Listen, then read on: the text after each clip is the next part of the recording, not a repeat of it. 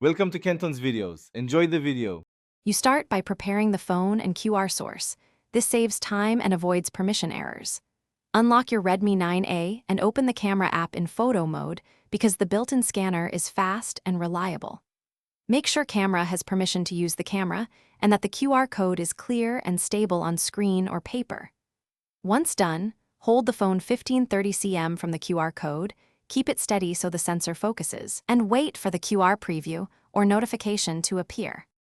Once the QR preview appears, tap it to open the Wi-Fi Connect dialog. This automates entering SSID and security settings, which prevents typos.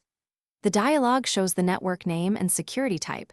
Verify these match the intended network so you don't join the wrong hotspot. If the QR omitted the password, you'll be prompted to type it manually. Enter it carefully and then tap Connect or Join. Make sure mobile data is off so the phone prioritizes the new Wi-Fi. And to finish, open Settings Wi-Fi to confirm your Redmi 9A shows the network with IP address assigned and internet access. This verifies successful authentication and DHCP.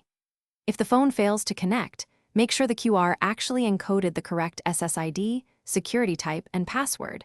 Misencoded QR is a common cause.